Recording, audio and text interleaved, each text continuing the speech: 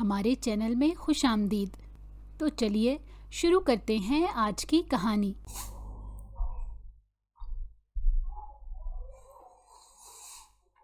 دراب خانزادہ کی شادی تھی۔ نور خانزادہ کی خوشی کا کوئی ٹھکانہ نہیں تھا۔ وہ اس کا سب سے بڑا بھائی تھا، جس کی شادی کی وہ پچھلے 2 سالوں سے تیاریاں کر رہی تھی۔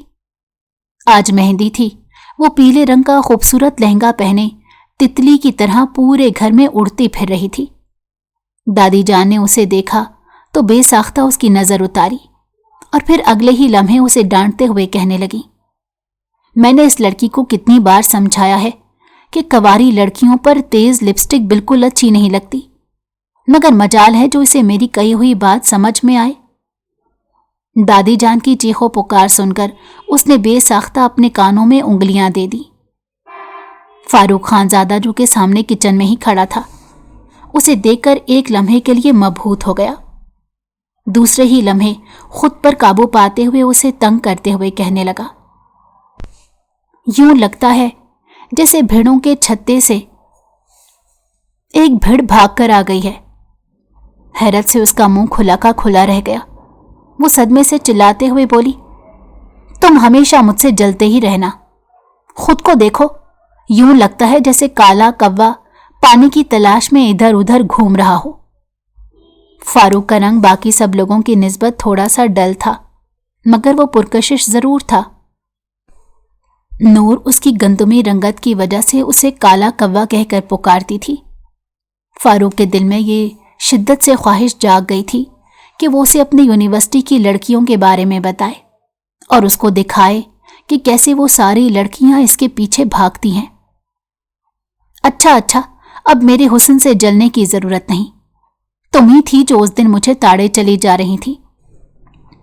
اگر میں نہ دیکھتا تو تم مجھے نظر ہی لگا کر چھوڑتی۔ اس نے 2 دن پہلے کے واقعے پر روشنی ڈالی۔ یہ سن کر نور کے گال شرم کی وجہ سے لال ہو گئے۔ یہ بات سچ تھی کہ وہ فاروق خانزادہ کو پسند کرتی تھی، بلکہ وہ اس سے بے تحاشا محبت کرتی تھی، اور یہ محبت بچپن سے ہی اس کے دل میں موجود تھی، مگر وہ یہ بات ماننے کے لیے تیار نہیں تھی۔ تم کس دن کی بات کر رہے ہو؟ مجھے نہیں پتا، وہ یہ کہہ کر تیزی سے سائڈ پر جا کر کھڑی ہو گئی اور ارحام کے لیے کافی بنانے لگی۔ دراصل اس کے پیپرز ہو رہے تھے۔ پچھلی بار اس نے بری طرح سے سارے پیپرز میں ناکامی حاصل کی تھی۔ اس کی سزا کے طور پر ہی آغا جان نے یہ شادی اس کے پیپرز کے دنوں میں رکھی تھی، اور اس کے ساتھ ساتھ یہ شرط بھی رکھی تھی کہ اس نے شادی میں ہی پیپرز کی تیاری کرنی ہے اور پورے نمبر بھی لینے ہیں۔ اس بیچارے کی حالت بہت بری تھی۔ ابھی وہ بیٹھا پڑھ رہا تھا، لیکن سر میں شدید درد ہونے کی وجہ سے اس سے پڑھنا مشکل ہو رہا تھا۔ اسی لیے اس نے نور کو کہا کہ میرے لیے کافی بنا لاؤ۔ محترمہ، میں اسی دن کی بات کر رہا ہوں جس دن آپ میرے کمرے میں بیٹھی میری تصویر کو اپنے ہاتھوں میں پکڑے میرے چہرے پر ہاتھ پھیرے دیکھی جا رہی تھی۔ میں تو آپ کے سامنے ابھی بھی موجود ہوں۔ اگر آپ چاہیں تو آپ یہ عمل دوبارہ دہرا سکتی ہیں۔ خدا کی قسم اٹھا کر کہتا ہوں، آپ کو منع نہیں کروں گا۔ وہ اسے چھیڑ رہا تھا۔ یہ باتیں وہ اچھے طریقے سے جانتا تھا کہ وہ لڑکی اس سے بے تحاشا محبت کرتی ہے۔ ایسی کوئی بات نہیں مسٹر، زیادہ خوش فہمی میں مت رہو۔ وہ تو اس تصویر پر کالے رنگ کی کوئی شے لگی ہوئی تھی، میں تو بس وہی صاف کر رہی تھی۔ اس نے منمناتے ہوئے کہا، اگر تم وہ صاف کر رہی تھی تو مجھے دیکھ کر تمہارے چہرے کے تاثرات کیوں بدل گئے تھے؟ تمہارے یہ خوبصورت گلابی گال لال کیوں ہو گئے تھے؟ صاف ظاہر ہو رہا تھا کہ تمہاری چوری پکڑی گئی ہے۔ یہ کہہ کر وہ تھوڑا سا اس کے قریب گیا تو وہ پیچھے کی طرف کھسکنے لگی۔ اب پلیز تھوڑا سا دور ہو کر باتیں کریں۔ اب کی بار اس کی آواز کپ کپ آ رہی تھی۔ اگر دور رہنے میں فائدہ ہوتا تو میں ضرور آپ سے دور رہ جاتا، اس نے معنی خیز انداز میں جواب دیا۔ کوئی آ جائے گا، اگر کسی نے دیکھ لیا تو مسئلہ ہو جائے گا، اس نے اپنی پلکیں اٹھاتے ہوئے کہا تو وہ اسی جگہ پر تھم گیا۔ بلا شبہ وہ حد سے زیادہ حسین تھی اور اس کی قربت تو مدہوش کر دینے کی حیثیت رکھتی تھی۔ उन दोनों में इस वक्त किसी किस्म का रिश्ता नहीं था। इसीलिए फारूक खानजादा ने अपने आप पर काबू पाया और थोड़ा सा पीछे होकर खड़ा हो गया। वो इसकी आंखों में देखकर मोहब्बत भरे लहजे में कहने लगा, तुम बेतहाशा हसीन लग रही हो, यूं लगता है जैसे आसमान से कोई परी उतर आई हो। थोड़ी देर पहले तक वो उसे तंग करने के लिए उसे कभी शहद की मक्खी और कभी भीड़ से तशबीह दे रहा था, मगर अब जब उसके जज्बात उमड़ने लगे तो सच उसके मुंह से निकलने से रुक ना सका। उसने अपना झुका हुआ सर मजीद झुका दिया। वो अंदाजा लगा चुका था कि नूर कंफ्यूज हो रही है, इसलिए बात पलटते हुए कहने लगा, तो मुझे बताओ, सब लोग बाहर एंजॉय कर रहे हैं, तुम्हारी उम्र की सारी लड़कियां, तुम्हारी सहेलियां बाहर गाने बजा रही हैं, तुम किचन में क्या कर रही हो? क्या काम करने का बहुत शौक है? आम दिनों में तो मजाल है जो तुम कभी किचन का रुख करती हो।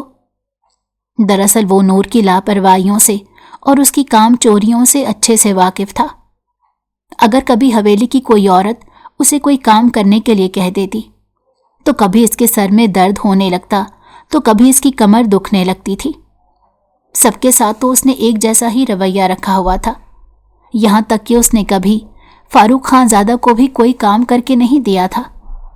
उल्टा ये कहती थी कि आप मुझसे ज़्यादा ताकतवर हैं, आप मुझसे ज़्यादा समझदार हैं, आपने तो सारी ज़िंदगी हॉस्टल में गुजारी है, आपको तो अपने काम करने आने चाहिए।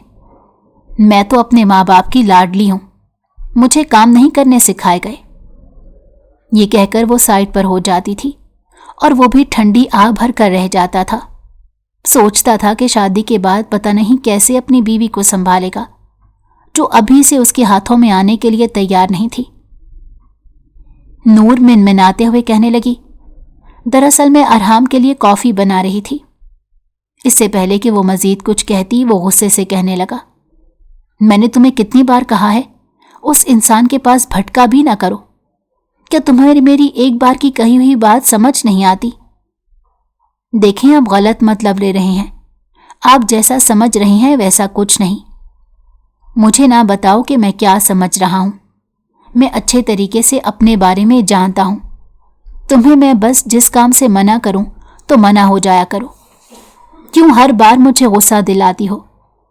मैं तुम पर गुस्सा नहीं करना चाहता, मैं तुमसे नरमी इख्तियार करना चाहता हूं, मगर तुम हर बार कोई ना कोई ऐसी हरकत कर देती हो कि मैं बेकाबू हो जाता हूं। उसकी आंखों में फिर से आंसू आ गए थे और वो सिसकियों से रोने लगी। वो तेजी से उसके पास गया और उसके कंधे पर हाथ रखते हुए बोला, देखो नूर, मैं तुम्हारी बेहतरी के लिए ही तुम्हें किसी काम से मना करता हूं। मुझे वो इंसान ठीक नहीं लगता और तुम्हारे मामले में तो मैं किसी पर भी भरोसा नहीं कर सकता। देखो, तुम इतनी हसीन लग रही हो, किसी का ईमान डगमगाने की हैसियत रखती हो। तुम नहीं जानती तुम्हारा ये हुस्न देखकर मुझ पर कितनी छुरियां चल रही हैं, मगर मैंने खुद पर काबू रखा हुआ है, क्योंकि मैं तुम्हारी इज्जत करता हूं, तुम्हारी मोहब्बत करता हूं।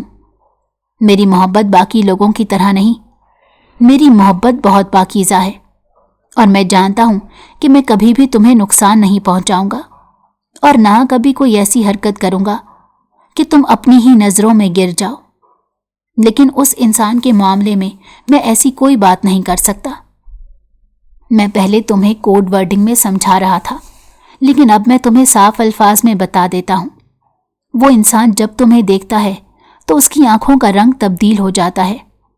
मैं एक मर्द हूं और अच्छे तरीके से जानता हूं कि दूसरा मर्द क्या सोच सकता है, इसीलिए तुम्हें मना कर रहा हूं। खुदा के लिए बाज आ जाओ और ये कॉफ़ी यहीं पर छोड़ो, मैं खुद उसे दे आऊँगा। चलो शाबाश, अपने आंसू साफ करो और बाहर जाकर एंजॉय करो। वो उसे वहां से बाहर भेज चुका था। अब उसका रुख अरहाम खानजादा के कमरे की तरफ था, जो कि उसके चचा का बेटा था। दरअसल उसकी दादा के 3 बेटे थे, तीनों ही एक घर में रहते थे और तीनों की औलादें भी एक साथ ही बसती थीं।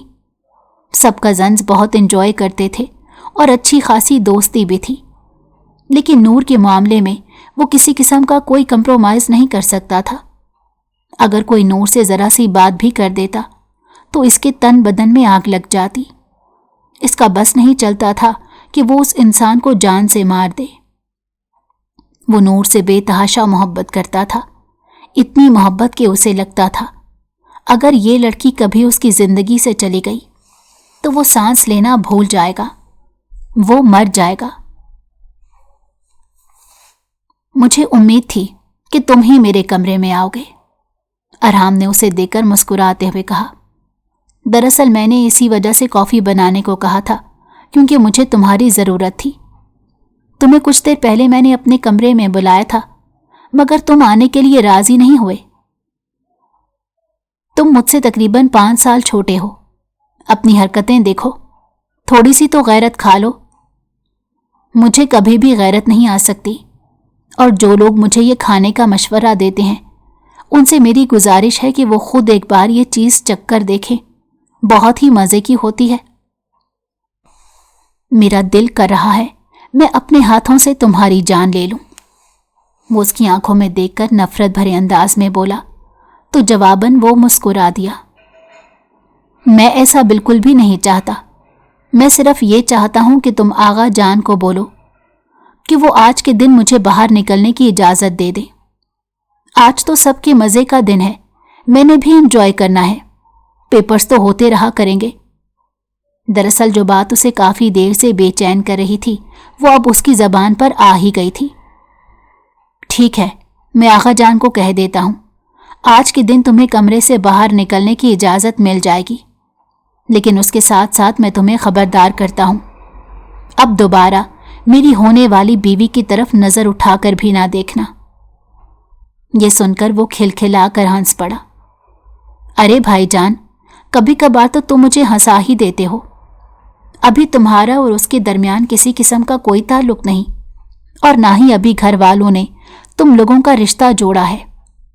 जहाँ तक मुझे अंदाज़ा है अभी तो घर वालों को तुम्हारे इस प्यार और मोहब्बत की कहानी के बारे में भी नहीं पता। और जिस नूर के पीछे तुम ख्वार हो रहे हो वो अभी कंवारी है, और लड़की जब तक कंवारी है ना तुम्हारी है ना हमारी है।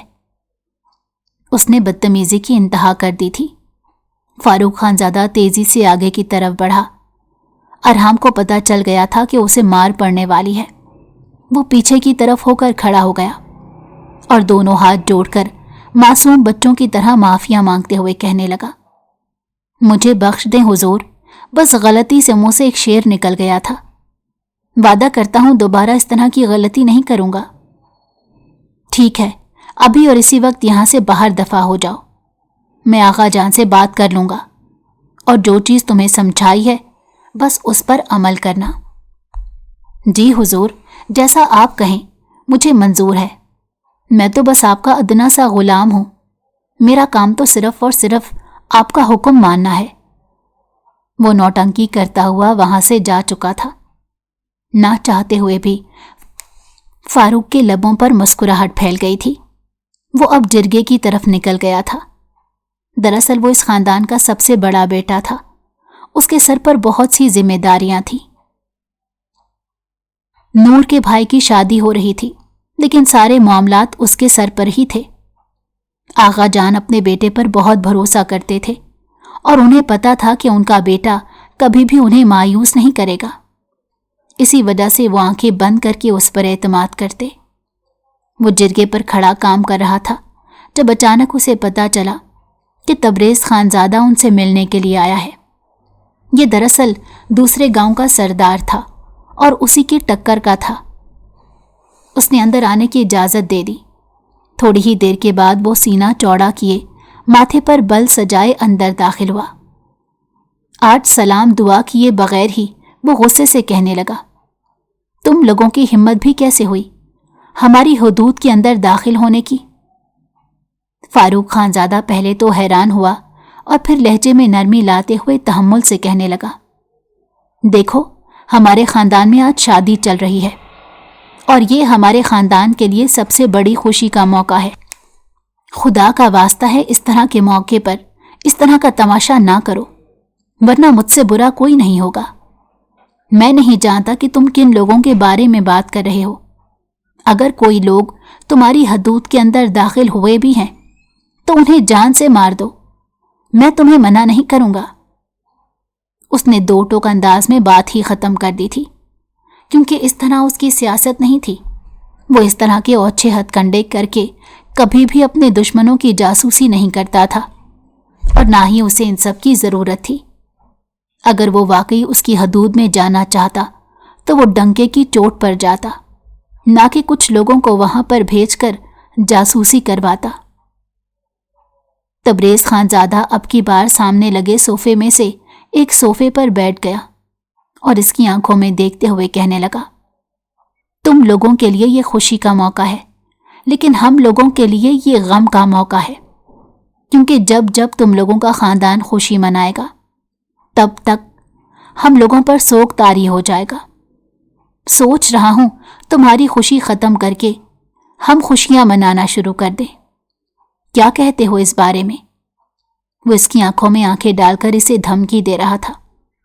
फारूक खानजादा अपनी जगह पर उठ खड़ा हुआ और नफरत आमेज लहजे में कहने लगा, खबरदार, जो तुमने मेरे खानदान की तरफ मैली आंख उठाकर देखने की भी जुर्रत की, मैं खुदा की कसम उठाकर कहता हूं कि मैं तुम लोगों की ईंट से ईंट बजा दूंगा और तुम लोग कुछ भी नहीं कर पाओगे।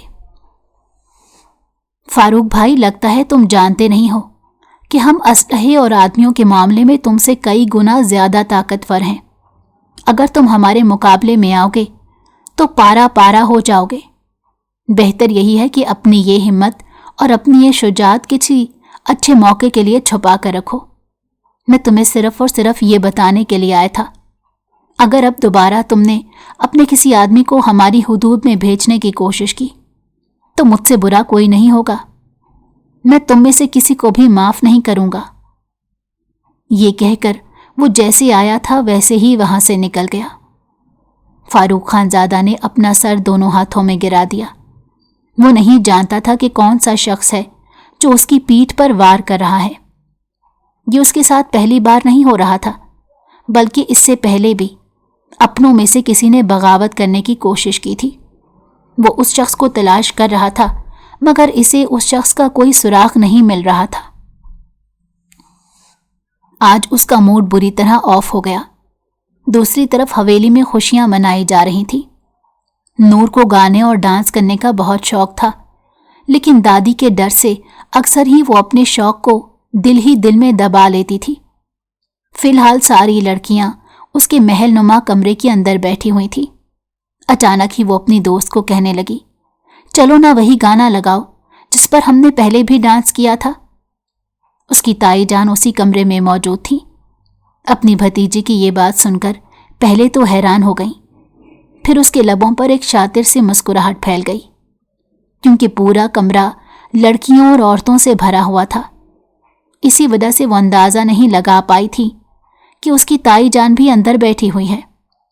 अगर उसे इस बारे में पता होता तो वो मर कर भी ये बात ना करती। वो जानती थी कि उसकी ताई उससे कितनी शदीद नफरत करती है। वजह उसे मालूम नहीं थी, मगर उसे अंदाजा जरूर था। तुम कौन से पश्तो गाने की बात कर रही हो? मैंने तो बहुत से गानों पर डांस किया हुआ है। उसकी दोस्त ने बेगैरतों की तरह हंसते हुए कहा तो वो घूरने लगी। वही गाना जिस पर हमने कॉलेज की पार्टी पर डांस किया था। उसकी दोस्त को समझ आ गया। उसने गाना चला दिया तो वो डांस करने लगी। बिलाशुबा वो बहुत खूबसूरत नाचती थी। वो इतना मगन हो गई थी कि उसे अंदाजा ही नहीं हो सका कि कोई उसकी वीडियो बना रहा है। थोड़ी ही देर के बाद उसकी दोस्त भी उसके साथ शामिल हो गई, और फिर उसके बाद बारी बारी सब लड़कियां हल्ला गुल्ला करने लगीं। उनकी आवाजें बाहर तक सुनाई दे रही थी। दादी जान ने अपना सर दोनों हाथों में गिरा दिया। वो जानती थी कि उनकी पोती बहुत बेवकूफ़ है और हर बार अपनी बेवकूफ़ियों की वजह से अपना नुकसान करती है। वो शिद्दत से दुआ कर रही थी कि इस बार वो अपना नुकसान ना करे। रात तकरीबन 12 बजे तक वो लोग हल्ला गुल्ला करते रहे। जब वो लोग फारिग हुए तो लड़कों की साइड से गोलियां चलने की आवाज़ सुनाई देने लगी। दरअसल वो लोग इस वक्त हवाई फायरिंग कर रहे थे। उसके साथ साथ शहनाइयां भी बज रही थीं। वो मुंह बनाते हुए कहने लगी, असल फंक्शन तो अब शुरू हुआ है, हम तो बस तमाशा कर रहे थे। मारिया, जो कि उसके करीब ही खड़ी थी, उसकी आंखों में देखकर मायने खेन अंदाज में बोली, तो तुम्हारा क्या ख्याल है, हमें क्या करना चाहिए? नूर चंद लम्हों तक आंखें छोटी करके उसे देखती रही।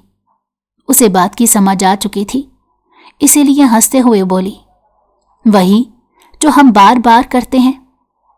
ये कहकर वो खिलखिलाते हुए छत पर चली गई और वहां पर बने एक छोटे से सुराख से लड़कों को हल्ला गुल्ला करते देखने लगी। थोड़ी ही देर गुजरी थी जब उसे अपने पीछे किसी की मौजूदगी का एहसास हुआ। उसे एक लम्हे के लिए लगा था कि कदमों के नीचे से जमीन निकल गई है। उसे डर था कि कहीं ऐसा ना हो उसके ताया जान आ गए हों, मगर जब वो पलटी तो वहां पर कोई नहीं बल्कि फारूक खानजादा खड़ा था, जो गुस्से से इसे देखे चला जा रहा था। मारिया तो उसे देखकर फौरन वहां से भाग गई। उसने एक नज़र भागती हुई दोस्त पर डाली, जिसने ऐन वक्त पर इसके साथ बगावत कर दी थी। उसने गुस्से से दांत पीसे और सोचा बाद में उससे सवाल जवाब करेगी। फिलहाल उसे इस शख्स के सवालों का जवाब देना था। तुम रात के इस पहर यहां क्या कर रही हो? हवेली की बाकी सारी औरतें तो आराम करने के लिए लेट गई हैं। मैंने तुम्हें समझाया नहीं था कि तुम लोगों का फंक्शन रात सिर्फ और सिर्फ 1 बजे तक रहेगा। उसके बाद तुम लोगों की तरफ से कोई आवाज नहीं आनी चाहिए। मगर तुम लोग पिछले 1 घंटे से टाइम ऊपर होने के बावजूद भी हल्ला गुल्ला कर रहे हो। मेरे भाई की शादी है, क्या मैं अपने भाई की शादी पर खुश नहीं हो सकती? उसने मुंह बनाते हुए कहा तो वो 2 कदम उसकी तरफ बढ़ते हुए बोला, मैं तुम्हें यह नहीं कह रहा कि खुशियां ना मनाओ, मैं तुम्हें सिर्फ ये कह रहा हूं कि हुदूद के अंदर रहकर खुशियां मनाओ। मैं नहीं चाहता कि तुम्हारी आवाज बाहर निकले और तुम्हारी आवाज मेरे अलावा कोई और सुने। तुम जानती हो ना कि मैं तुमसे कितनी मोहब्बत करता हूं, और तुम ये भी जानती हो कि मैं तुम्हारे मामले में कितना पॉजेसिव हूं। तुम्हारे ऊपर मेरे अलावा कोई नजर उठाकर देखे, ये मुझे बर्दाश्त नहीं, और अगर मेरा बस चले तो मैं उस इंसान की आंखें भी नोच डालूं। वो जज्बात से चूर लहजे में कहने लगा तो वो एक लम्हे के लिए घबरा गई। उसे अंदाजा हो गया था कि ये इंसान अब बेकाबू हो रहा है। इससे पहले कि वो करीब से होकर गुजरती, उसने जोर से नूर की बाजू पकड़ ली और खफकी से कहने लगा, तुम्हें पता है कि मुझे ये सब कुछ अच्छा नहीं लगता। जब मैं तुम्हारे पास आता हूं तो तुम्हें कोई हक नहीं कि मेरी इजाजत के बगैर मुझसे दूर जाओ। लेकिन आप भी तो बात समझने की कोशिश करें। अभी हम लोगों के दरमियान किसी किस्म का कोई ताल्लुक नहीं, और अगर किसी ने हमें देख लिया तो मसला खड़ा हो जाएगा। ताल्लुक नहीं है तो ताल्लुक कायम हो जाएगा। मैं तुमसे वादा करता हूं, अगले ही दिन मैं आगा जान से इस बारे में बात करूंगा, और मुझे यकीन है कि बहुत जल्द हमारी मंगनी हो जाएगी। बल्कि अगर तुम मुझे इजाज़त दो तो तुम्हारे भाई के वलीमे के दिन हम लोग निकाह कर लेते हैं, और फिर 1 साल के बाद रुखसती करवा लूंगा। ये सुनकर उसके गाल लाल हो गए। वो तेजी से नफी में सर हिलाते हुए कहने लगी, अरे नहीं, इतनी जल्दी ना कीजिएगा, अभी तो मैं बहुत छोटी हूं। वो अभी सिर्फ और सिर्फ 17 साल की थी और उसके मुकाबले में वो 26 का था।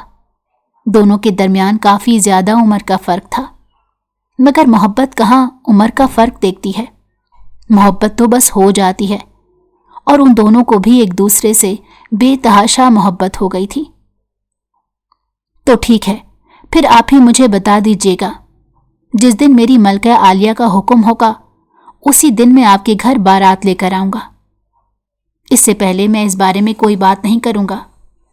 फिलहाल तो मैं सिर्फ और सिर्फ तुम्हें अपने नाम करना चाहता हूं, ताकि बाकी लोगों की भी जबानें बंद हों। वो जज्बात से चूर लहजे में बोला तो वो भी जोरों शोर से हाँ में सर हिलाते कहने लगी, जी आप ठीक कह रहे हैं, ऐसा ही होना चाहिए। अगर आप इजाजत दें तो क्या मैं यहां से जा सकती हूं? आप ही तो मुझे कह रहे थे कि आप गुस्सा करेंगे अगर आपके अलावा कोई भी मेरी तरफ नजर उठाकर भी देखे। अभी हम लोग जिस पोजीशन में खड़े हैं, नीचे खड़े अगर किसी शख्स ने हम लोगों को देख लिया तो मसला हो जाएगा। वो भी जल्दी से होश की दुनिया में आया और बालों में हाथ फेरते हुए कहने लगा, माफ कीजिएगा, क्या करें, जब आपको देखते हैं तो अपना होश खो बैठते हैं। हम तो ये भी भूल जाते हैं कि हम कहाँ खड़े हैं। सिर्फ और सिर्फ आपका खूबसूरत चेहरा ही नजर आ रहा होता है, इसके अलावा तो दुनिया ही भूल जाती है। बस बस, अब ज्यादा मक्खन लगाने की जरूरत नहीं, मैं अच्छे तरीके से जानती हूं। ये कहकर वो खिलखिलाते हुए नीचे की तरफ भाग गई थी और वो भी मुस्कुराते हुए उसकी पुश्त को देख रहा था। ये लड़की उसे अपने दिल के बहुत करीब मालूम होती थी और इस लड़की के लिए तो वो हर किस्म की कुर्बानी देने के लिए भी तैयार था। या अल्लाह, बस इसे मेरे नसीब में लिख दीजिएगा, इसे मेरे अलावा किसी और का ना होने दीजिएगा, मेरी आपसे इल्तिजा है। उसने दिल ही दिल में दोबारा से अपने रब से दुआ की।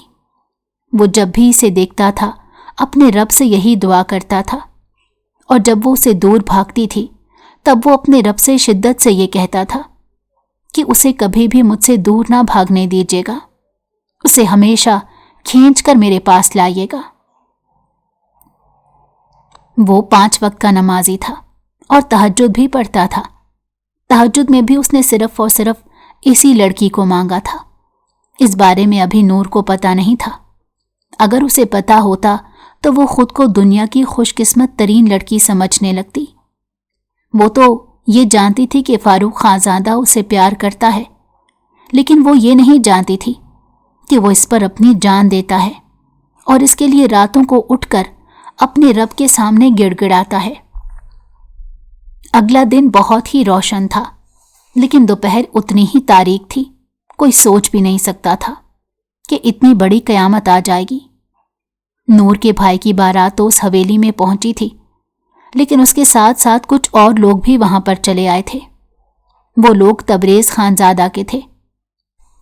फारूक तेजी से उनकी तरफ बढ़ा और उनकी आंखों में देखते हुए बोला, तुम यहां पर क्या कर रहे हो? मैंने तुम्हें समझाया था कि यह हमारी फैमिली का फंक्शन है, यहां पर तुम जैसे घटिया लोगों की कोई जगह नहीं। अरे अरे, इतना गुस्सा क्यों कर रहे हो? पहले मेरी बात तो सुन लो। वो बात तो फारूक खानजादा से कर रहा था, लेकिन उसकी नजरें नूर पर अटकी हुई थी, जो अपने भाई के साथ स्टेज पर खड़ी थी। वो डरी सहमी बहुत खूबसूरत लग रही थी। उसे इस तरह की खूबसूरत लड़कियां हमेशा ही अट्रैक्ट करती थीं, और इस लड़की में तो हद से ज्यादा कशिश थी। उसने दिल ही दिल में इरादा कर लिया था कि वो इसी को अपनी दुल्हन बनाएगा। मैं यहां पर अपनी दुल्हन लेने के लिए आया हूं। इससे पहले कि वो मजीद कुछ कहता, फारूक खानजादा ने उसके मुंह पर एक जोरदार मुक्का मारा। वो पीछे की तरफ हटा और उसकी नाक से खून का फवारा निकल पड़ा, मगर उसे इस वक्त की परवाह नहीं थी। वो मुस्कुराते हुए आगा जान की तरफ देखने लगा। देखिए, ये मेरे साथ कैसा सलूक कर रहा है। अगर मैंने बदले में इसके साथ वही सलूक किया तो आपसे बर्दाश्त नहीं होगा। वो अपने बेटे की तरफ बढ़े और उसे कहने लगे, क्या हो गया है? पहले उसकी बात तो सुनो कि वो क्या कहना चाहता है। अब्बा जान, अगर आप उसकी बात सुन लें तो आप भी ऐसा ही करें, वो चिल्लाते हुए कहने लगा। आगा जान ने उसे पीछे कर दिया था और अब खुद तबरेज खानजादा से बात करने लगे थे। कुछ लोग आपकी तरफ से हमारे पास आए थे, उन्होंने हमारी सारी फसलें जला दी हैं। उसके साथ साथ उन्होंने हमारा बहुत नुकसान किया है। उसने नुकसान की कीमत गिनी तो आगा जान को लगा कि उनके कदमों के नीचे से जमीन निकल गई है। ये नहीं था कि वो बहुत गरीब थे या वो इतनी रकम अदा नहीं कर सकते थे, मगर ये सच जरूर था कि अगर वो इतनी रकम उनके हवाले कर देते तो उनके पास कुछ भी ना बचता। पिछले काफी दिनों से मैं आपके बेटे को वार्निंग दे रहा हूं, लेकिन आपका बेटा मेरी बात समझ नहीं रहा और ये मानने के लिए भी तैयार नहीं कि वो लोग इनकी तरफ से ही आए थे। मगर मैं उन लोगों को पकड़ने में कामयाब हो गया हूं और आप लोगों के पास लाया भी हूं। آپ خود ہی ڈیسائیڈ کریں گے، یا تو آپ پیسے دیں گے یا پھر آپ ونی کریں گے۔ جرگہ ابھی اور اسی وقت لگے گا۔ یہ تاریخ میں پہلی بار ہو رہا تھا۔ وہاں پر بیٹھے ہوئے سب لوگوں کو سانپ سونگھ گیا۔ کوئی سوچ بھی نہیں سکتا تھا کہ وہ اتنی بڑی پیشکش سامنے رکھ دے گا۔ اور جب وہ لوگ سامنے آئے تو فاروق خانزادہ کا دل کیا کہ وہ ان لوگوں کو زندہ زمین کے اندر گاڑ دے۔ وہ اس کے سب سے وفادار آدمی تھے، جس پر وہ آنکھیں بند کر کے اعتماد کرتا تھا، اور اب انہی لوگوں نے اس کی پیٹھ پر خنجر گھونپا تھا۔ وہ بہت بری طرح ڈسٹرب ہو گیا۔ وہ تیزی سے آگے بڑھا تھا کہ ان لوگوں کو جان سے مار سکے، لیکن آغا جان اس کے سامنے آ کر کھڑے ہو گئے اور سامنے کھڑے انسان کی آنکھوں میں دیکھتے ہوئے کہنے لگے، تمہارے پاس کیا اس کا کوئی ثبوت موجود ہے؟ تو اس نے ایک ویڈیو چلا دی جس میں وہ لوگ اس کی فصلوں کو نقصان پہنچا رہے تھے۔ اب تو اور ثبوت کی گنجائش ہی نہیں بچتی تھی، اور نہ ہی اب کسی قسم کے گواہ کی ضرورت تھی۔ آغا جان کہنے لگے، دیکھو بیٹا، اتنی بڑی رقم تو ہم ایک ساتھ ادا نہیں کر سکتے، ہمیں تھوڑی سی مہلت دے دو۔ نہ چاچا جان، نہیں، میں آپ کو ایک لمحے کی بھی مہلت نہیں دوں گا۔ آپ میرے دوست نہیں، آپ میرے سب سے بڑے دشمن ہیں۔ اب تو مجھے موقع ملا ہے کہ میں آپ لوگوں کو اپنے سامنے گھٹنے ٹیکنے پر مجبور کر دوں۔ میں وہ دن کبھی نہیں بھول سکتا جس دن آپ لوگ میری حویلی میں آئے تھے اور میرے ماں باپ کے سامنے مجھے باتیں سنا کر گئے تھے۔ آپ نے میرے باپ کے سامنے کہا تھا کہ میں کسی کام کا نہیں ہوں، میں ایک فضول انسان ہوں۔ تو اب آپ دیکھیے گا کہ یہ فضول انسان کیا کر سکتا ہے۔ یہ آج سے تقریباً 2 سال پہلے کی بات تھی، جب وہ اس علاقے میں الیکشن جیت گئے تھے۔ تب وہ نیا ملک میں واپس آیا تھا۔ اسے ان ساری چیزوں کے بارے میں اتنا اندازہ نہیں تھا، اور نہ ہی اسے سیاست سے اتنی دلچسپی تھی۔ لیکن آغا جان اس کی حویلی میں گئے اور اس کے باپ کی آنکھوں میں آنکھیں ڈالتے کہنے لگے، دیکھو، میں نے تمہیں پہلے ہی کہا تھا کہ ہم سے دور رہو، تم ہم سے جیت نہیں پاؤ گے۔ اور جس انسان کو تم نے کھڑا کیا تھا وہ تو انسان کسی قابل نہیں، وہ تو فرنگیوں کے ملک سے ہو کر آیا ہے۔ اسے ہماری تہذیب، ہماری روایات اور ہمارے طریقوں کا کیسے پتہ چلے گا؟ اور تبھی تبریز خانزادہ نے خود سے وعدہ کیا تھا، چاہے کچھ بھی ہو جائے، اب وہ ان لوگوں کو دھول چٹا کر رہے گا، وہ ان لوگوں کو ان کی اپنی ہی نظروں میں گرا دے گا۔ اور اس نے ایسا ہی کیا تھا، لیکن وہ نہیں جانتا تھا کہ اس کا ساتھ دینے والا کوئی اور نہیں بلکہ حویلی کا ہی ایک شخص ہے۔ آپ جانتے ہیں کہ مجھے پہیلیاں بجھوانے کی عادت نہیں، میں 2 ٹوک انداز میں بات کرتا ہوں، اور ابھی آپ سے یہی کہنا چاہوں گا کہ مجھے یا تو ونی کر دیجئے اپنے خاندان کی عورت، یا پھر وہ ساری رقم دیجئے جس کا آپ نے نقصان کیا ہے۔ یہ کہہ کر وہ سامنے اسٹیج پر جا کر کھڑا ہو گیا۔ وہ جا کر نور کے پہلو میں کھڑا ہو گیا تھا۔ یہ دیکھ کر فاروق خانزادہ کے تن بدن میں آگ لگ گئی۔ اس سے پہلے کہ وہ اس کے قریب جاتا، آغا نے اسے بازوؤں سے پکڑ لیا اور اس کی آنکھوں میں دیکھ کر نفرت بھرے لہجے میں کہنے لگے، خبردار، تم نے ایک بھی قدم آگے بڑھایا ورنہ مجھ سے برا کوئی نہیں ہوگا۔ تم یہیں پر ٹھہرو، میں خود اس معاملے کو دیکھوں گا۔ میں تمہیں سمجھ چکا ہوں، تم حد سے زیادہ جذباتی ہو۔ بابا، آپ اس کی حرکت دیکھیے، آپ نے دیکھا کہ وہ کہاں پر جا کر کھڑا ہوا ہے؟ وہ میری عورت کے پہلو میں جا کر کھڑا ہوا ہے۔ میں یہ کیسے برداشت کر سکتا ہوں؟ سب لوگوں کے سامنے اس نے جب اس بات کا اعتراف کیا تو سبھی حیرت سے اس کے چہرے کی طرف دیکھنے لگے۔ کوئی سوچ بھی نہیں سکتا تھا کہ وہ نور کے معاملے میں اس طرح کے جذبات رکھتا ہے۔ تبریز خانزادہ کی خوشی میں اضافہ ہو گیا تھا۔ وہ تو چاہتا ہی یہی تھا کہ فاروق خانزادہ کو توڑ کر رکھ دے، اسی لیے کہنے لگا، مجھے یہ لڑکی ونی چاہیے، یا پھر وہ ساری رقم میرے سامنے رکھیں۔ اگر آپ نے ابھی اور اسی وقت وہ رقم میرے حوالے نہ کی تو میں ان میں سے کسی ایک کی جان لے لوں گا۔ وہ جرگے کے معزز سردار بھی اپنے ساتھ لے کر آیا تھا۔ جو اب مختلف نشستوں میں بیٹھے ہوئے تھے۔ لوگ تیزی سے وہاں سے جانا شروع ہو گئے، کیونکہ انہیں پتا تھا کہ تھوڑی ہی دیر کے بعد یہاں پر خون کا کھیل شروع ہونے والا ہے، اور سب لوگوں کو اپنی زندگیاں بہت پیاری تھیں۔ آغا جان نے تبریز خان زادہ کو سمجھانے کی کوشش کی کہ تم ہمیں تھوڑا سا وقت دے دو، ہم تمہاری پیشکش پوری کر دیں گے، مگر وہ ایک بھی بات سننے کے لیے تیار نہیں تھا۔ اس کی نظریں اب بھی نور پر اٹکی ہوئی تھیں۔ وہ چاہتا تھا کہ آج اور اسی وقت وہ اسے اپنے ساتھ لے کر جائے، اسی لیے ٹانگ پر ٹانگ چڑھائے مزے سے کہنے لگا، آپ جانتے ہیں کہ میں دشمنوں پر ترس نہیں کھاتا، اور آپ جیسے دشمنوں پر تو میں کبھی ترس کھا ہی نہیں سکتا۔ تم جیسے گھٹیا انسان کو کوئی ترس کھانے کا کہہ نہیں رہا۔ ٹھیک ہے، پھر میرا نقصان بھرو اور میں یہاں سے چلا جاؤں گا، بوسی کے انداز میں فاروق کے آنکھوں میں آنکھیں ڈالتے بولا، تو وہ دانت پیسنے لگا۔ زندگی میں پہلی بار وہ خود کو بے بس محسوس کر رہا تھا۔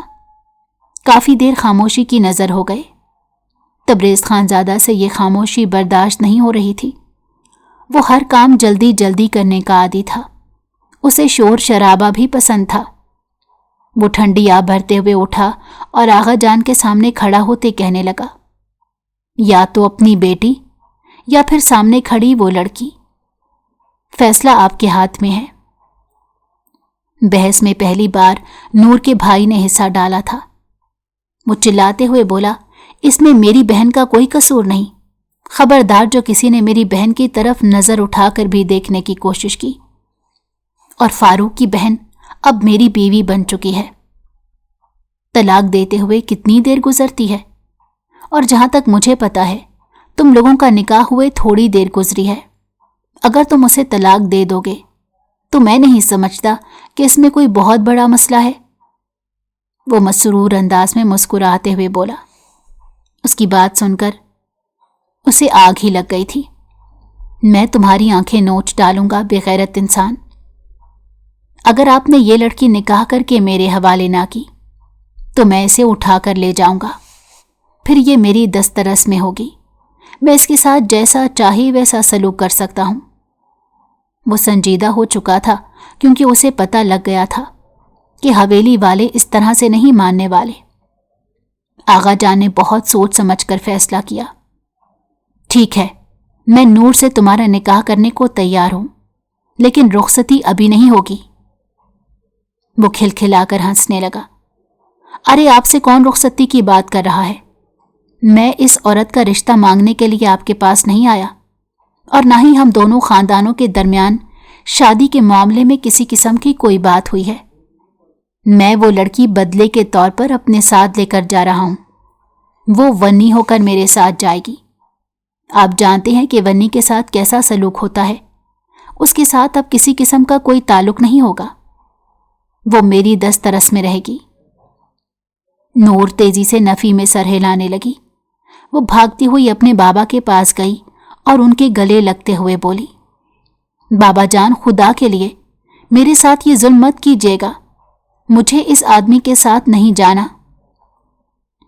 بہت ہی سوچ سمجھ کر فیصلہ کیجیے گا، یا تو ایک آدمی کی جان، یا پھر وہ ساری رقم، یا یہ لڑکی۔ جہاں تک مجھے لگتا ہے فیصلہ کرنا کوئی مشکل کام نہیں۔ آپ کے پاس تو بہت سی بیٹیاں موجود ہیں، اگر ان میں سے ایک چلی بھی جائے گی تو زیادہ فرق نہیں پڑے گا۔ وہ کمینگی سے بات کر رہا تھا۔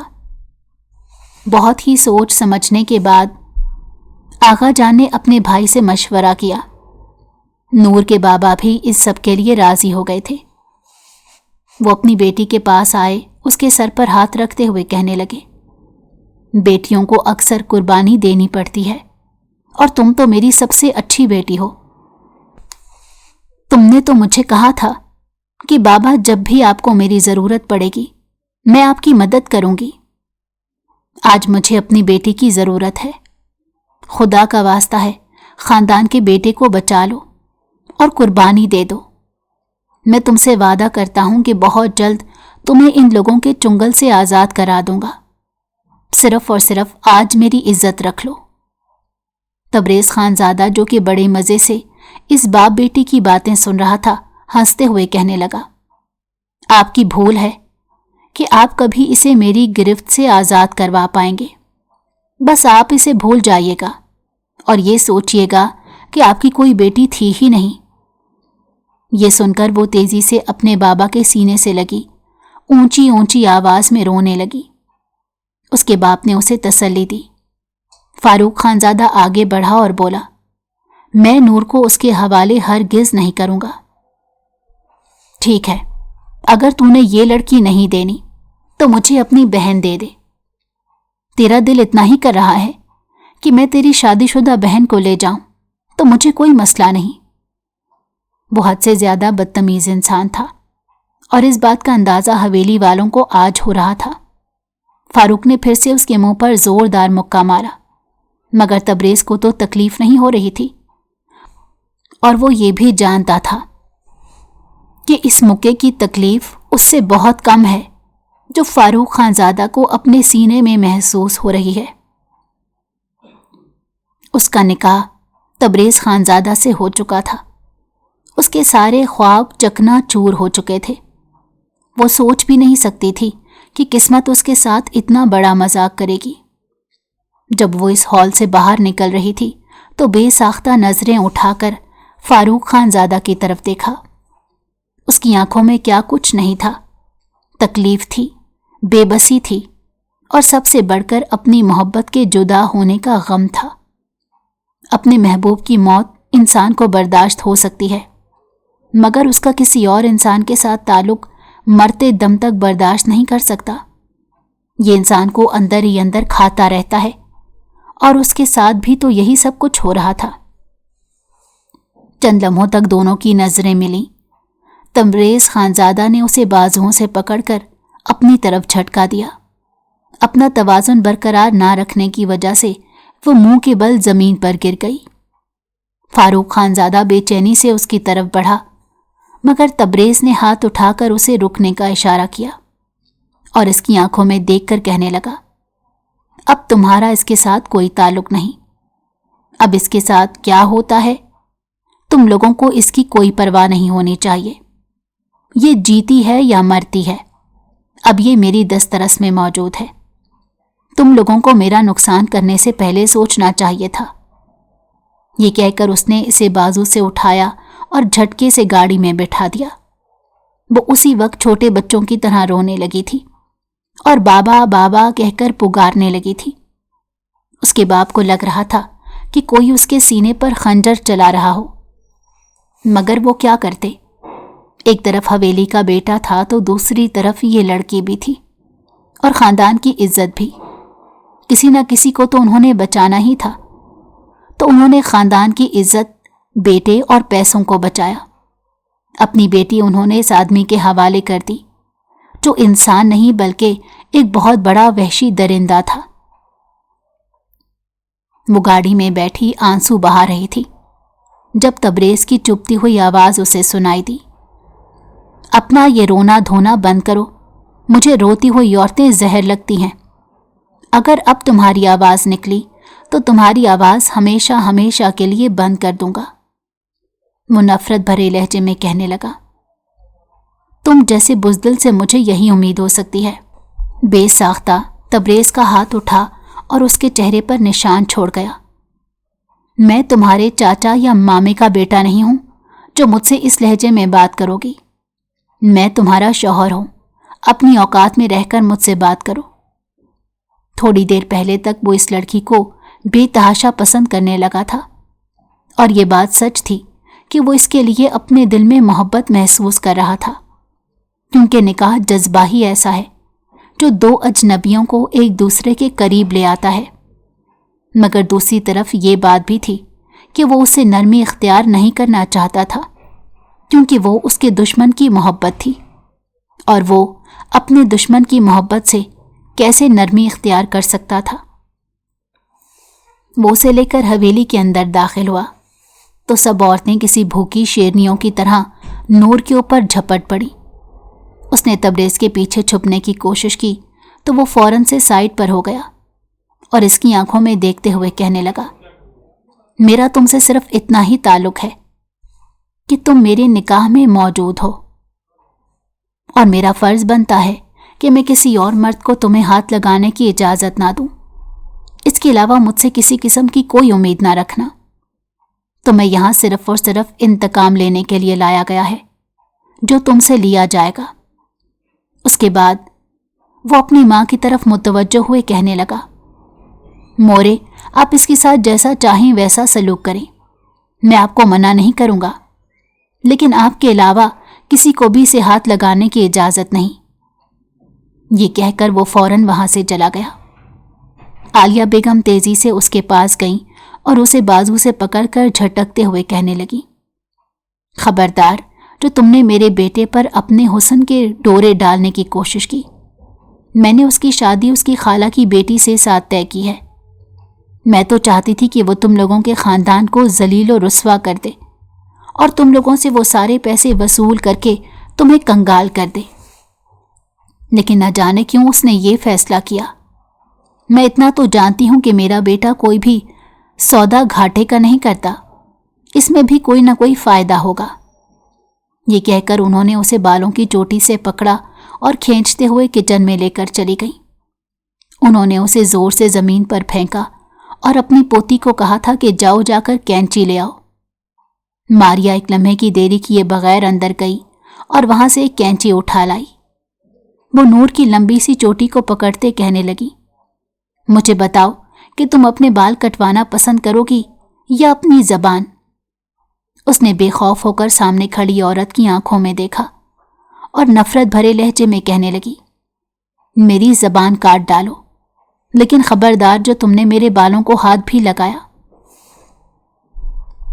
صاف ظاہر ہو رہا ہے تمہیں بھی ویسا ہی غرور ہے جیسا تمہارے خاندان کی باقی عورتوں میں ہے، مگر میں اچھی طرح سے جانتی ہوں کہ تمہارے اس غرور کو کیسے توڑنا ہے۔ میں تمہیں اپنی ہی نظروں میں گرا دوں گی، تمہیں اتنی تکلیف پہنچاؤں گی کہ تم موت مانگو گی، لیکن کبھی بھی تمہیں موت نصیب نہیں ہوگی۔ وہ اس کے منہ پر تھوکتے ہوئے کہنے لگی تو نور بے چینی سے بولی، آپ کو مجھ سے اتنی نفرت کیوں ہے؟ میں بھی تو آپ جیسی ہی ایک عورت ہوں۔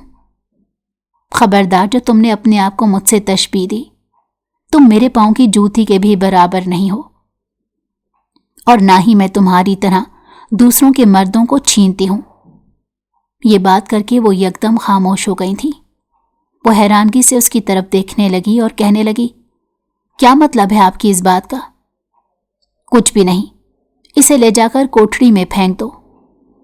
نہیں، پہلے مجھے بتائیں کہ آپ کی اس بات کا کیا مطلب ہے؟ میں نے تو آپ کی بھانجی کا مرد چھینا ہے۔ آپ سے آپ کا مرد کس نے چھینا تھا؟ میری ماں نے۔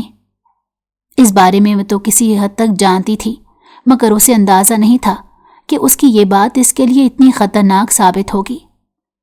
عالیہ بیگم نے اسے وہیں سے واپس بلایا اور اس کا منہ دبوچتے ہوئے اس کے چہرے پر تھپڑوں کی بارش کرتے نفرت سے کہنے لگی، اب دیکھو میں تمہارے ساتھ کیا سلوک کرتی ہوں۔ تمہیں پتہ بھی ہے ان سب کے بارے میں، اس کے باوجود تم نے مجھ سے وہ سوال کیا۔ تم نے میرے زخم دوبارہ سے تازہ کر دیے۔ انہوں نے اسے مارنا شروع کر دیا تھا۔ اس کی چیخیں پوری حویلی میں گونج رہی تھیں، مگر کوئی بھی اسے بچانے والا نہیں تھا۔ تھوڑی ہی دیر کے بعد جب تبریز خان زادہ حویلی کے اندر داخل ہوا، اس نے اس لڑکی کی چیخیں سنی تو اس کے دل کو کچھ ہوا۔ یہ میں کیا کر رہا ہوں؟ کیا میں اس لڑکی کے ساتھ انصاف کر رہا ہوں؟ اس نے خود سے سوال کیا۔ دل نے تیزی سے نفی کر دی، کیونکہ یہ بات تو سچ تھی کہ وہ اس لڑکی کے ساتھ بہت بڑی زیادتی کر رہا تھا۔ اس میں اس کا کوئی قصور نہیں تھا، اور وہ یہ بھی جانتا تھا کہ حویلی والوں نے وہ آدمی خود نہیں بھیجے تھے، بلکہ ان آدمیوں نے بغاوت کی ہے۔ اسے بھی تو اپنا نقصان پورا کرنا تھا، اب یہ عورت کی صورت میں ہی صحیح۔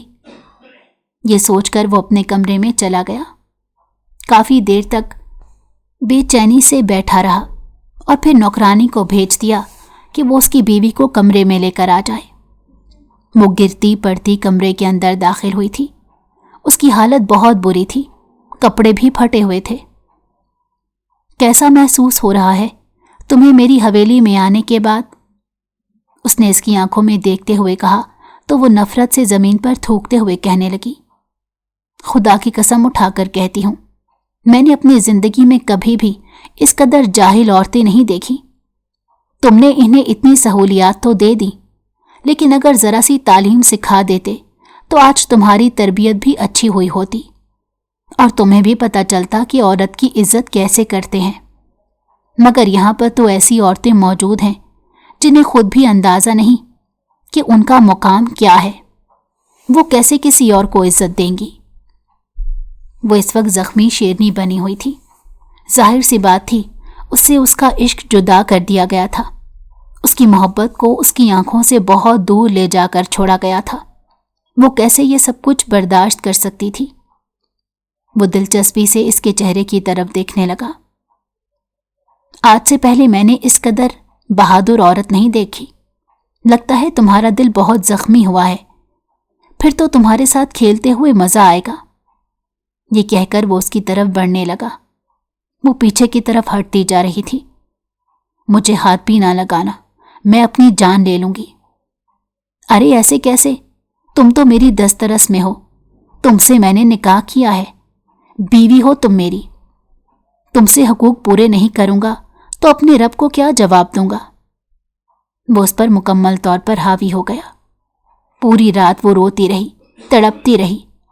वो उसे जबरदस्ती अपना हक वसूल कर चुका था। सुबह जब वो सोकर उठी तो उसे अपना वजूद बिखरा हुआ महसूस हुआ। उसकी आंखों के सामने अभी भी फारूक खानजादा का चेहरा घूम रहा था। दूसरी तरफ से फजर की अजानों की आवाज़ें आ रही थीं। वो गिरती पड़ती उठी और वज़ू करने के लिए चली गई। वापस आकर जायनमाज पर बैठ गई और रो रो कर अपने रब से फरियादें करने लगी। वो अपने रब से शिकवे कर रही थी, शिकायत कर रही थी। जिस इंसान को उसने तहज्जुद में मांगा था, वो इंसान इसे बहुत दूर था, और जिस इंसान से वो नफरत करती थी वो इस पर अपना हक जता चुका था। वो अपने रब से बेबसी से पूछ रही थी, या अल्लाह मेरे साथ ऐसा क्यों हुआ? आखिर मेरा क्या गुनाह था जो मुझे इतनी बड़ी सज़ा दी गई? मैंने तो 5 वक्त की नमाज भी पढ़नी शुरू कर दी थी, मैं तो रोज़े भी रखने शुरू कर दिए थे। मेरी मोहब्बत बहुत पाकीज़ा थी, फिर मेरे साथ क्यों हुआ? फिर मुझे ही ये सब क्यों सहना पड़ा? क्योंकि तुम्हारी तकदीर में ये सब कुछ लिखा था। बेहतर है कि इसे कबूल कर लो। उसे मर्दाना आवाज़ सुनाई दी। बेसाख्ता पलटकर देखा तो वो बिस्तर पर लेटा हुआ बहुत गौर से इसे देख रहा था। जिंदगी में पहली बार उसे इस लड़की में दिलचस्पी लेने का दिल किया। वो छोटे छोटे कदम उठाता उसके पास आया और चौकड़ी मारकर साइड पर बैठे कहने लगा, तुम बहुत ही अनमोल मालूम होती हो, मगर क्या करूं, तुम दुश्मनी की वजह से इस हवेली में आई हो और तुमसे दुश्मनी रखी जा सकती है। मगर मुझे तुमसे मोहब्बत भी हो गई, तब भी मैं तुमसे कभी इसका एतराफ़ नहीं करूंगा। ये मेरा मसला नहीं है, तुम्हें मुझसे मोहब्बत हो या नफरत, ये तुम्हारा सर दर्द है। मुझे कभी भी तुम्हारी ज़ात से कोई दिलचस्पी नहीं रहेगी। तुम भूल जाती हो कि तुम मेरे निकाह में मौजूद हो। मैंने कल भी तुम्हें याद करवाने की कोशिश की थी, लेकिन लगता है बार बार ऐसा करना पड़ेगा। वो सहम गई और जल्दी से निगाहें झुका ली। दिन तेजी से गुजरते जा रहे थे। अब तबरेज़ का रवैया उसके साथ बेहतर होता जा रहा था, क्योंकि वो दीनदार औरत थी और बहुत पाकीज़ा भी थी। लेकिन एक बात की तबरेज़ को बहुत तकलीफ़ पहुंचाती थी। वो ये थी कि वो जायनमाज पर बैठकर हमेशा फारूक खानजादा का नाम लेती और फरियादें करती। ये देखकर इसका दिल खून के आंसू रोता। उसने इसी वजह से उसे 3-4 बार मारा भी था, मगर वो बाज नहीं आ रही थी। उसको ये जुल्म सहते तकरीबन 1 साल गुजर चुका था। अब उसकी हिम्मत जवाब दे चुकी थी। एक दिन वो हवेली से भागने में कामयाब हो गई। उसकी खुशकिस्मती ये थी कि फारूक खानजादा की गाड़ी से जाकर टकराई थी। वो उससे जाकर लिपट गई और ऊंची ऊंची आवाज में रोने लगी। उसे एक लम्हे के लिए भी सब्र नहीं आ रहा था। वो ये बात भूल चुकी थी कि वो किसी और के निकाह में है, और सबसे बढ़कर तो ये, वो उसे अपने दिल से नहीं निकाल पा रही थी। फारूक ने अभी तक उसके कंधे पर हाथ नहीं रखा था। वो भीगे हुए लहजे में कहने लगा, तुम किसी और की दस्तरस में हो। तो वो बच्चों की तरह रोने लगी। मुझे उसकी दस्तरस में नहीं जाना। मैं तुमसे बेतहाशा मोहब्बत करती हूँ। तुम्हारे बगैर मुझसे रहना मुश्किल हो गया है। मैंने तुम्हें शादीशुदा होने के बावजूद दुआओं में मांगा है। ये तुमने अपनी जान पर जुल्म किया। तुम्हें यह सब नहीं करना चाहिए था। तुम अपने शौहर को धोखा दे रही थी। तो वो गुस्से से चीखते हुए कहने लगी, मैं उसे अपना शौहर नहीं मानती। तुम्हारे मानने या ना मानने से कुछ नहीं होता। देखो फारूक, मैं तुमसे बहुत प्यार करती हूँ। खुदा के लिए मुझे अपने पास रख लो, मुझे अपना लो। मैं उनके पास वापस नहीं जाना चाहती। मैं निकाह कर चुका हूँ। बहुत जल्द मेरी शादी होने वाली है। मैं उस लड़की से मोहब्बत करने लगा हूँ, इसलिए अब मेरी जिंदगी में तुम्हारी कोई गुंजाइश नहीं बची। वो बड़ी मुश्किल से ये अल्फाज अदा कर रहा था। नहीं, तुम ऐसा नहीं कर सकते। तुम मेरे साथ इतना बड़ा जुल्म नहीं कर सकते। कहाँ गए वो प्यार मोहब्बत के दावे? बैठो गाड़ी में, मैं तुम्हें तुम्हारी हवेली छोड़ देता हूं। सब घर वाले परेशान हो रहे होंगे। खबरदार, जो तुमने मुझे हाथ लगाने की कोशिश की, तुमने मुझे तोड़ दिया है। मैं तुम्हें कभी माफ नहीं करूंगी। ये कहकर वो तेजी से वहां से हटी और भागना शुरू कर दिया। फारूक ने उसे रोकने की कोशिश की थी, मगर वो गलियों में गायब हो गई। उसके बाद वो वहां से भागकर शहर चली गई। वहां पर वो अपनी एक दोस्त के पास रह रही थी। उसने एक किराए का छोटा सा घर ले लिया था और वो एक फैक्ट्री में काम करती थी, मगर अखराजात उठाना उससे मुश्किल हो गया था। थोड़े ही अरसे के बाद वो उम्मीद से हो गई। उसे ये सब कुछ बहुत बुरा लग रहा था।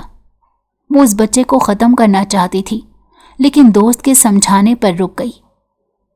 उसका बेटा इस दुनिया में आ चुका था। वो बहुत खुश भी थी और दुखी भी थी।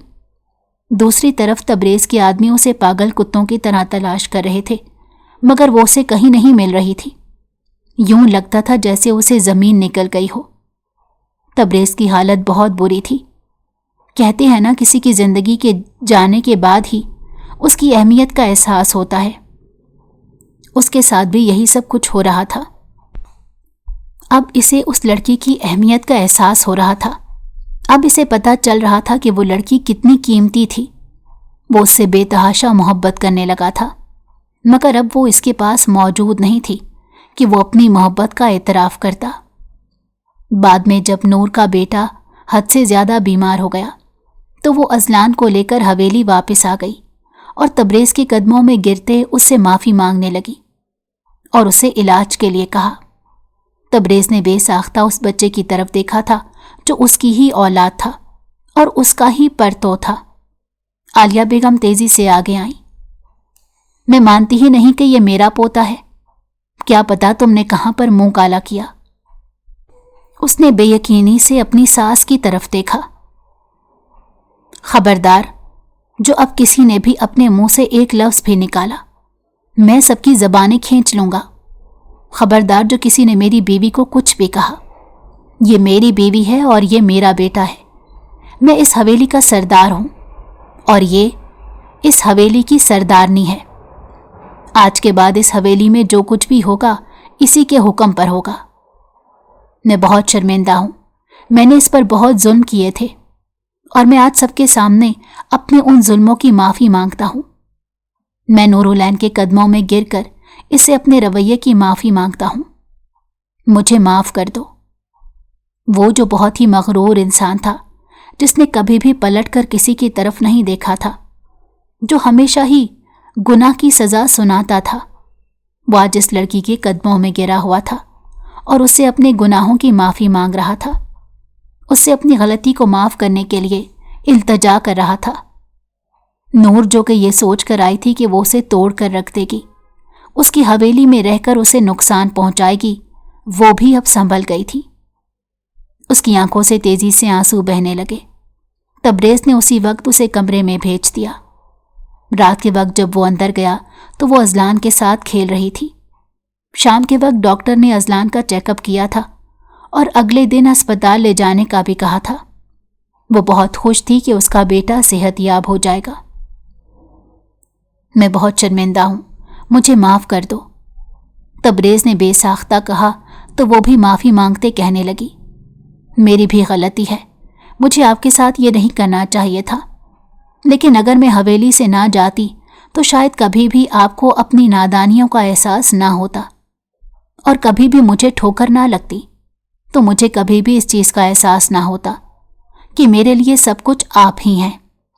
ایک شوہر کتنا ہی ظالم کیوں نہ ہو، مگر اس کی موجودگی بیوی کو بڑا سہارا ہوتا ہے۔ میں نے ماضی میں آپ کو تکلیف پہنچائی تھی، اگر میں فاروق خانزادہ کا نام جائے نماز پر بیٹھ کر آپ کے سامنے نہ لیتی تو شاید آپ سنبھل جاتے۔ میں اپنی ساری غلطیوں پر شرمندہ ہوں، میں قسم اٹھا کر کہتی ہوں میں نے اس انسان کو اپنے دل سے نکال دیا، اب وہ میرے سامنے بھی آ جائے تو مجھے فرق نہیں پڑتا۔ اس نے نہیں بتایا تھا کہ فاروق اسے دھتکار کر جا چکا ہے، اسے شوہر کے سامنے اپنا مان بھی تو رکھنا تھا۔ تبریز کھل کر مسکرا دیا، دونوں کے درمیان جتنی بھی غلط فہمیاں تھیں دور ہو چکی تھیں۔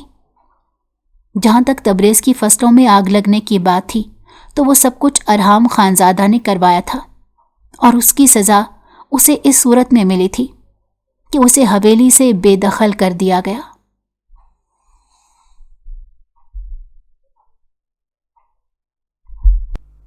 اگر آپ کو ہماری کہانی پسند آئی ہو تو ہمارے چینل کو لائک کریں اور سبسکرائب کر دیں، بیل نوٹیفیکیشن کو بھی آن کر دیں تاکہ ہماری آنے والی ہر مزیدار کہانی آپ کو وقت پر ملتی رہے۔